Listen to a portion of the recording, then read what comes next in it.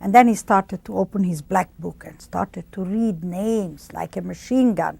And the people caught on, those who could still walk, and they walked out, whether that was their name or not. And he brought about 1,000 people back to Budapest to these safe houses. And on the way home, Peranger said to him, Raoul, I didn't know we have a black book and you have names. When did you do that? And Raoul starts hysterically laughing. He says, I show it to you when I've done it. And he opens it up and not one single name. Inside, it was very painful. Most painful was because some of the Barbers, they recognized their dear ones, like wives, mothers, even grandmothers. Can you imagine that you have to cut the hair and not to tell them a word because you were not allowed? If you say a word, they're going to be gassed in 5 or 7 minutes later. There would be a panic over there and they would be killed too. They gave him packets from the Red Cross, and this was bad too, because people, when they got those packages, there was powdered milk, there was chocolate, there was a can of meat, and they were so hungry they didn't care, and they ate it.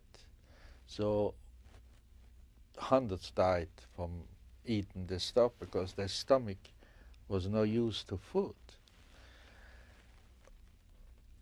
And I had a guy next to me, I don't know if he was a doctor once or something, he was half dead too.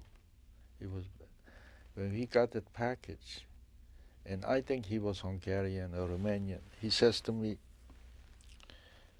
don't eat nothing. Don't eat nothing. If you're going to eat anything, you're going to die. The only thing you do, if you have sugar, take the sugar on the mouth and suck on the sugar. That's the only thing you should do. He says, the rest of them throw away. And if you want to keep it, but don't eat anything. Don't take the milk in your mouth, don't take the chocolate, don't take the meat, because they used to give you a can of meat, Spam. Don't eat it, because if you're going to eat it, you're going to die. And that's what happened. Those people, they eat the stuff. They got diarrhea and they died.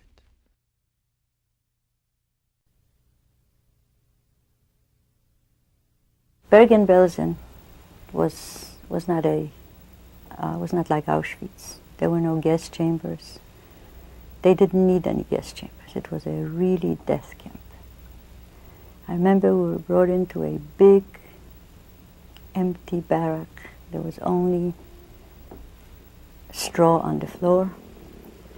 We were pushed into that barrack so that you could not stretch your legs. We were sitting with our knees practically up to our, next to our chins. And you couldn't stretch your legs. And it was cold, and we were hungry. But I want to tell you that it didn't take long, and we could stretch our legs, because people were dying. Almost immediately, people were dying all around us. And we had to take out the dead people, and we had to carry them out outside. There were always big piles of dead bodies. And I carried many. I don't know how I kept going. I'll tell you, people have some way of protecting themselves. I know that I never looked at the faces. Just didn't look at the faces.